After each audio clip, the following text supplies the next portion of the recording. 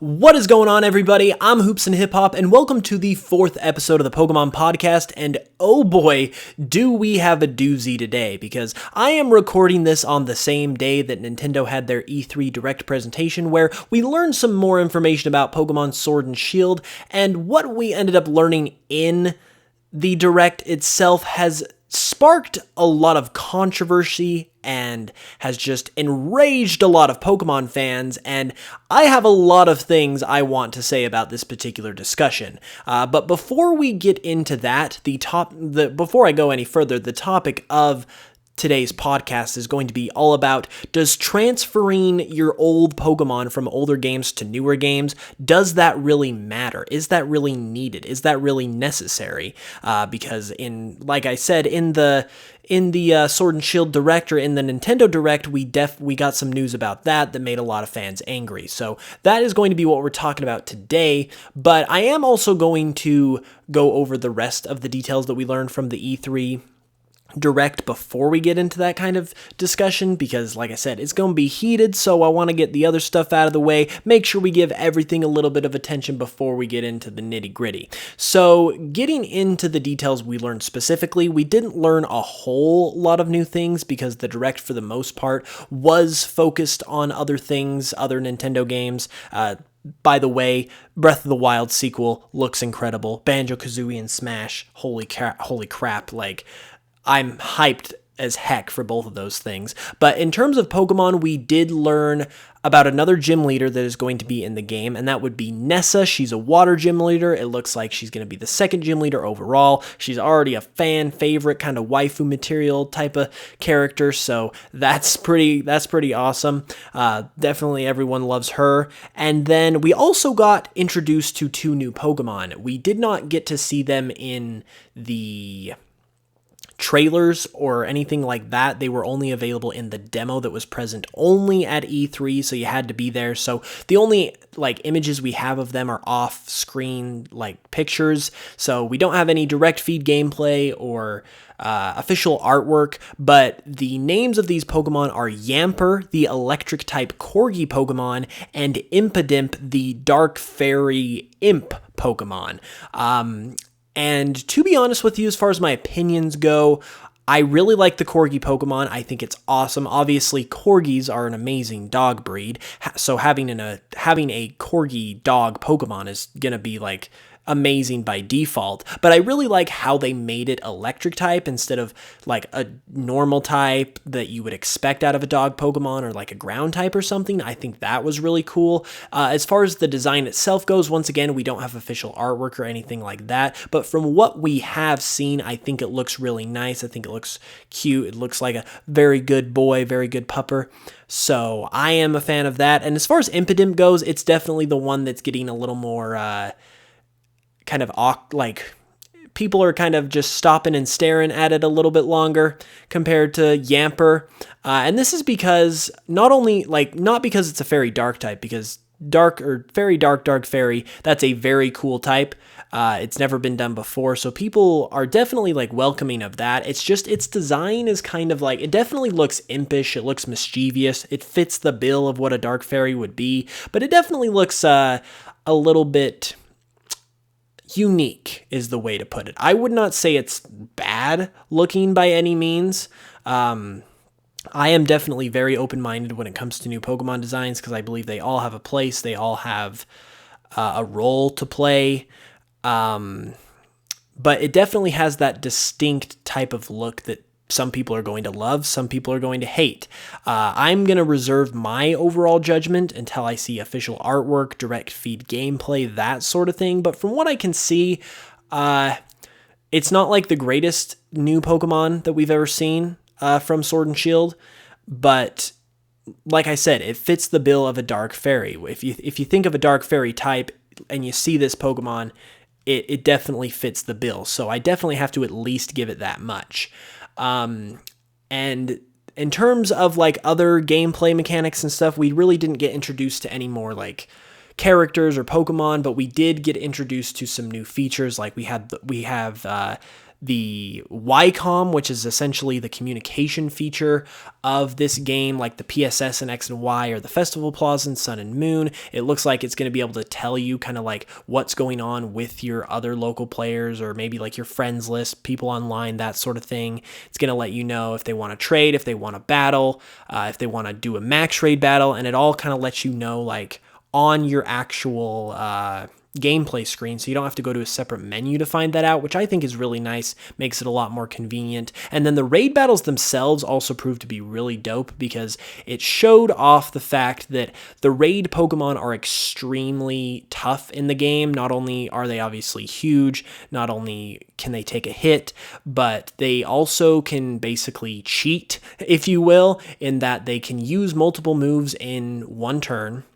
They can completely neutralize the abilities of your kind of raid team's Pokemon, so no Pokemon can use their abilities, and they can also reset the stat changes of the battle as well. So not only are you going to have to strategize to beat these guys, you're going to have to strategize on top of strategizing in case your strategy involving abilities and stat changes gets wiped away by the Pokemon. And then to top it off, there's just so many layers to how challenging they've made these Pokemon. It's crazy. But just another thing that just makes them even more difficult is that basically halfway through the battle, when you get the Pokemon to about half health, they'll get this like impenetrable barrier that you have to break through in order to keep doing damage, which essentially gives them a bunch of free hits, which obviously will make the battle go longer, and it also will allow them to kind of like get a few free moves in, some free setups, which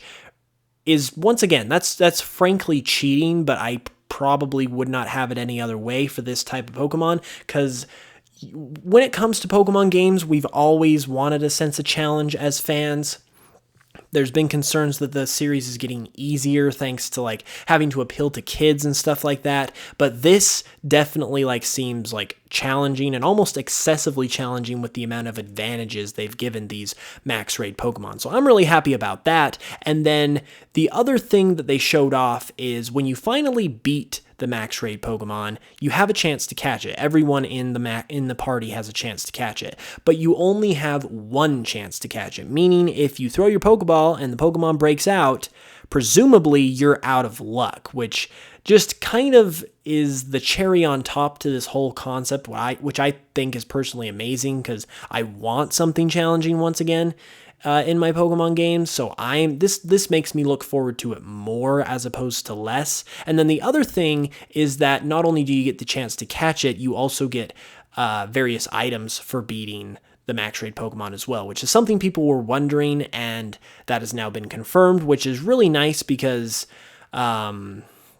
it just incentivizes you to try these out that much more. I wouldn't be surprised if there were some like rare items that either only showed up in max raid battles or showed up more frequently in max raid battles. I think that sort of thing would be interesting.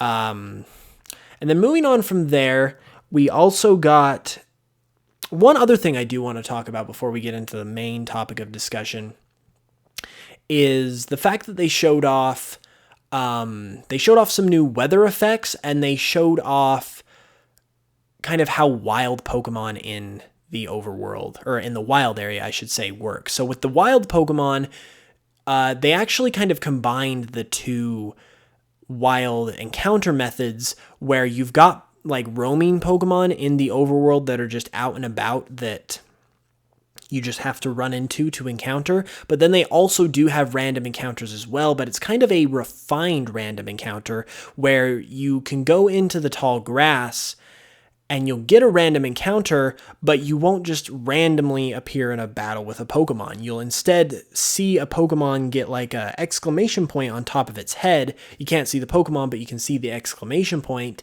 And then you basically run to that exclamation point, and then you get the random encounter, which I think is really nice because it makes it so you don't constantly get bombarded with wild Pokemon if you're trying to get from one place to another really quick. Kind of eliminates the need for repels, just kind of eliminates that annoying factor that's been there for so long in Pokemon games. But then you also have the Pokemon in the overworld as well, and the main draw of that is obviously that you get to see Pokemon in the overworld, and they're actually kind of out and about in the world, which just immerses you in the world of the game that much more. So they've really struck a nice balance with the best of both worlds there. I think, honestly, that's going to be great.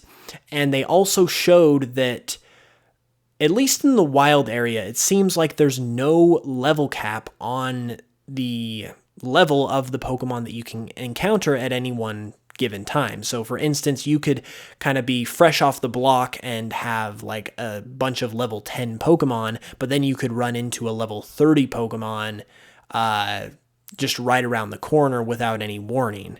The website specified that you won't even be able to attempt to catch these Pokemon right off the bat, but you can run into them, you can battle them, and they will defeat you. And I think that's really cool because it just adds to the sense of the openness of this game, the freedom that there is, the seamlessness.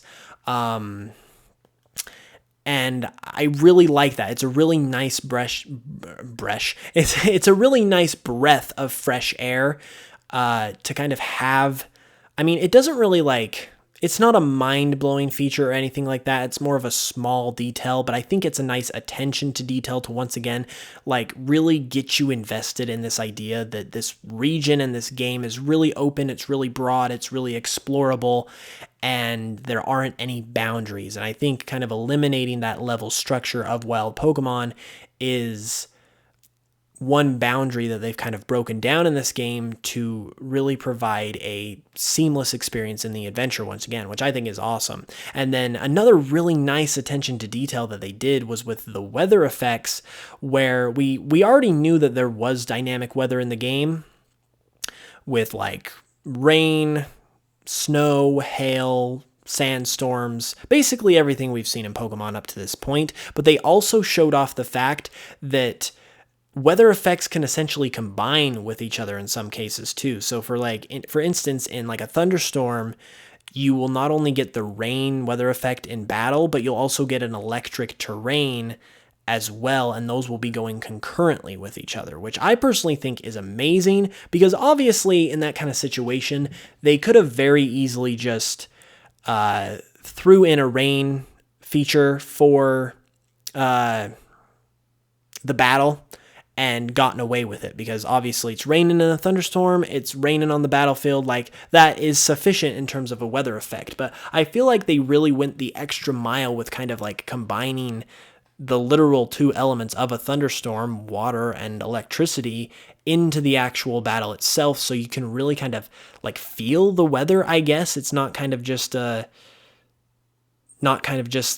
oh, here's your rain, whatever, it's not just kind of a throw in. It really feels like they paid attention to detail here, which I really, really enjoy. And I think this game is proving to show that they have really paid attention to detail with the development of it. They've really focused on, once again, that sense of scope, the sense of scale, the sense of just openness and freedom.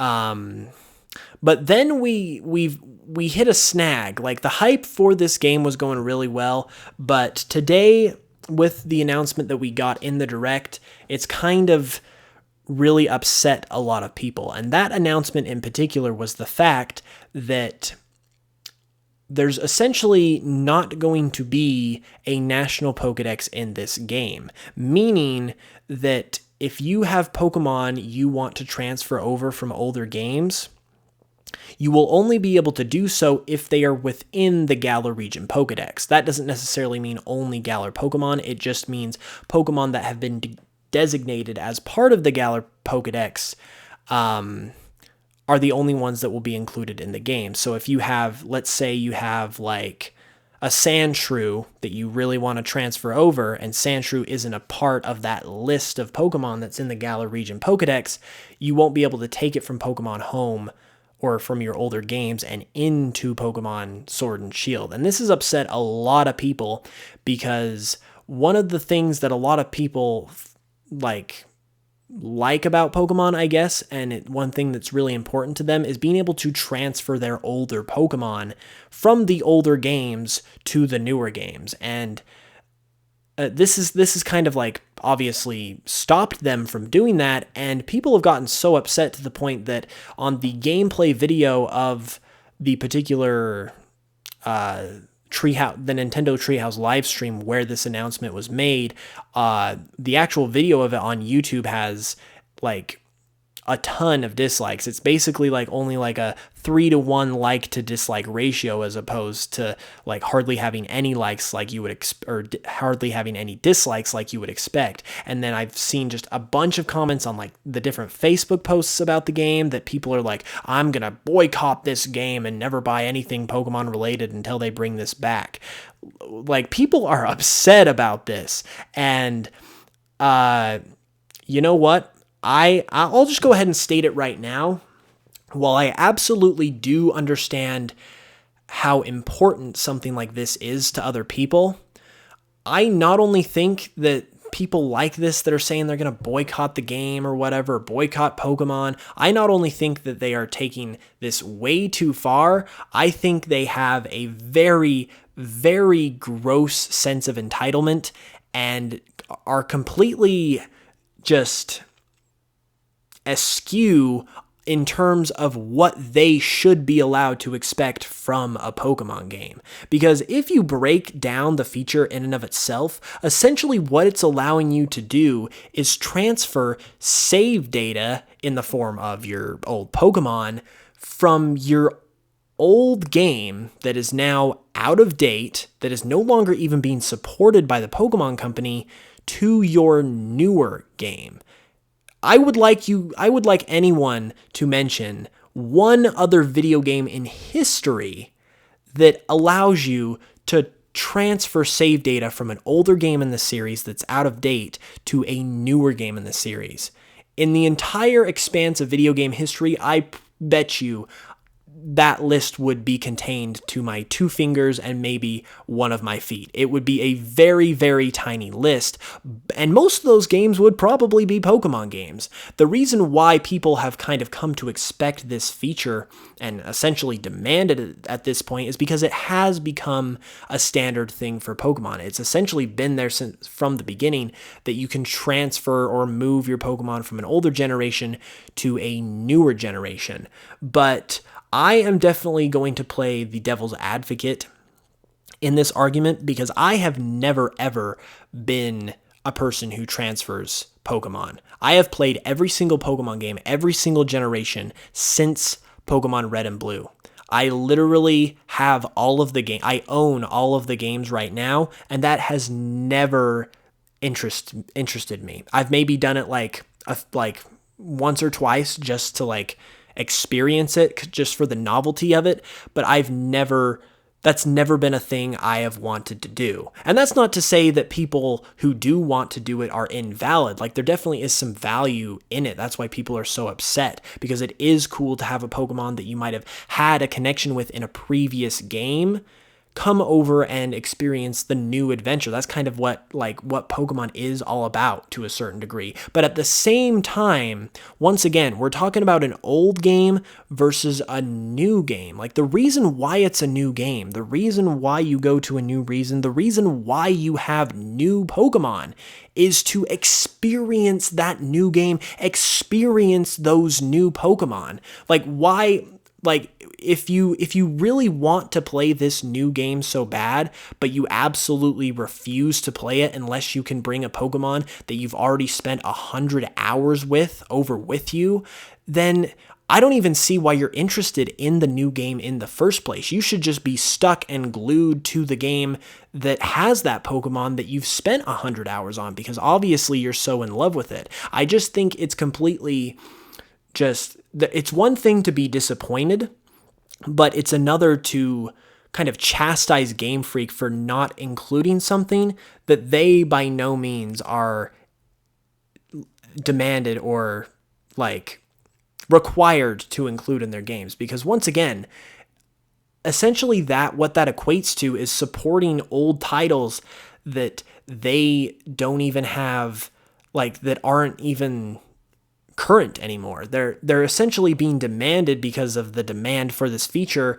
to support older games in their franchise that aren't even making them money anymore, and they aren't even relevant anymore, essentially. And I really just think, like, even though I can see the value in it, like I've been saying, I just think it's completely unreasonable and honestly just completely out of line, and shows an extreme sense of entitlement and selfishness to chastise Game Freak this way and outright refuse to buy their game unless they have this feature that essentially would make you be re-experiencing old content you've already experienced. The whole reason a new game is made is for you to experience something new. The whole reason they make new Pokemon is so you can play with those new Pokemon. Like I have played Pokemon for 20 plus years at this point.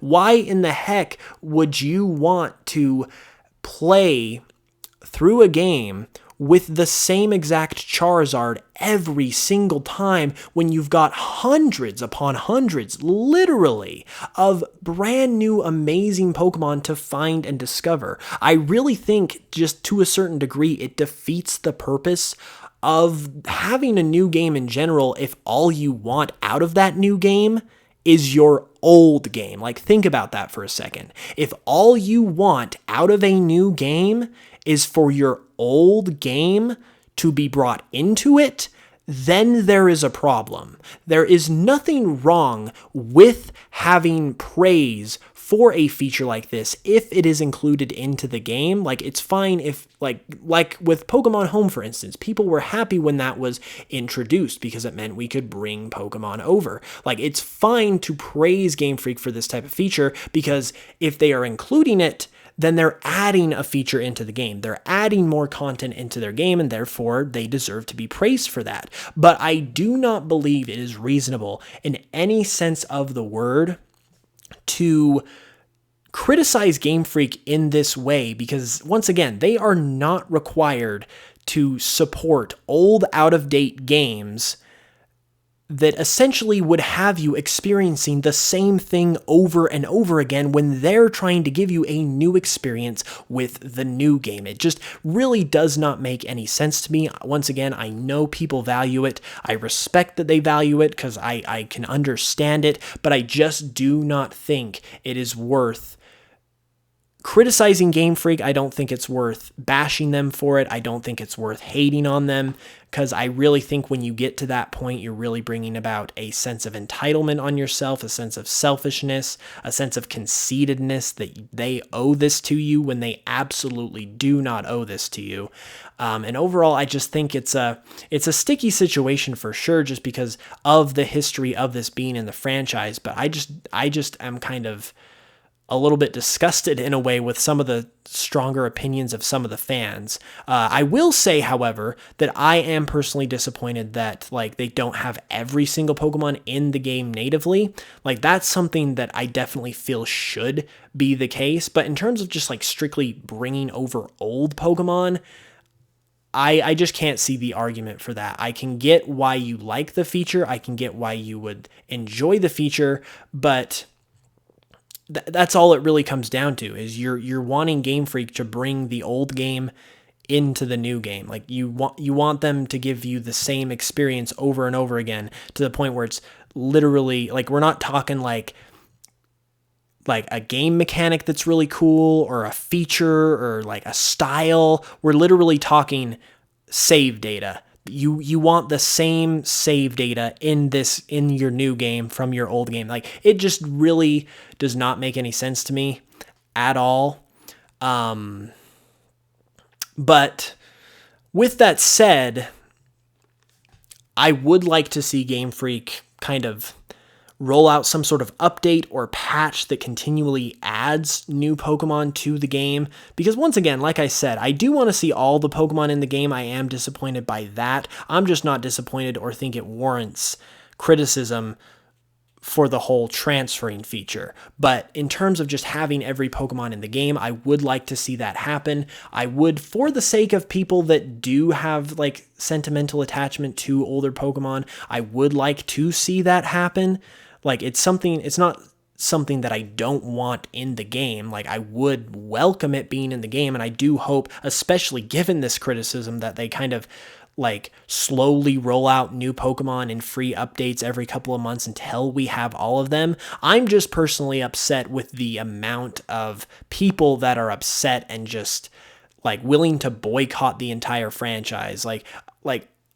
I saw set right before I recorded this podcast, which was the reason why I decided to go ahead and record it now anyway. I saw several comments that were like, I've been a fan of Pokemon for 20 years, but this is where I draw the line. Like, honestly, if you've been a fan of Pokemon for 20 years and you're going to renounce your fandom because Game Freak didn't allow you to bring over part of your old, out-of-date game into your new game where they're trying to give you a new experience, then I don't think you were really much of a fan to begin with. Like, I really just think people are way out of line on this. It's fine. Like, it's fine if you like it. Once again, with these last few minutes, I want to kind of make sure it's clear that I don't hate the feature. I don't hate people who love the feature. I completely understand it. I completely get it.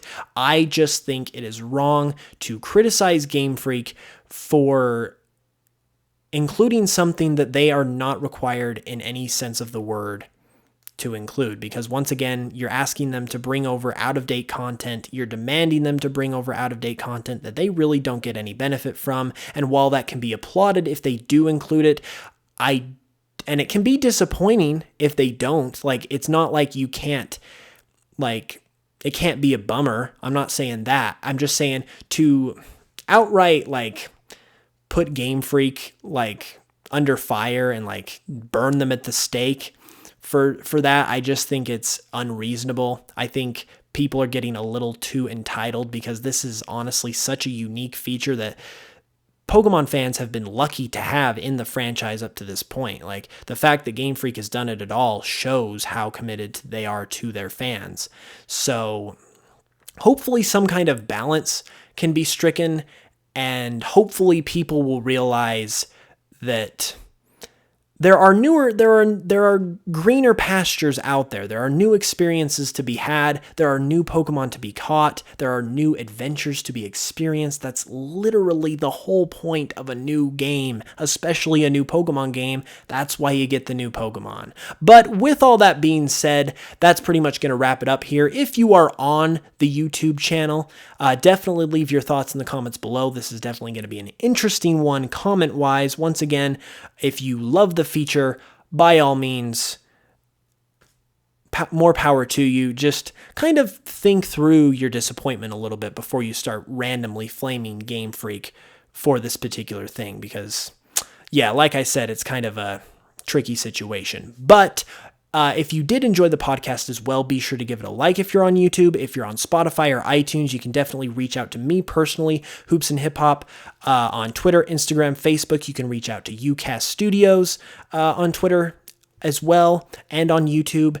And if you enjoy Pokemon content, you can obviously subscribe to the UCast Studios YouTube channel or follow on iTunes and Spotify. You can also subscribe to me on my personal YouTube channel, Hoops and Hip Hop. I do Pokemon content of all kinds, like literally every week, and we're going to be talking a ton more about Sword and Shield. And as far as this podcast goes and this show goes, we are going to be talking about Sword and Shield as more information comes, but I've got a lot of other interesting kind of discussion-worthy topics to cover as well that are really going to generate some fun discussions.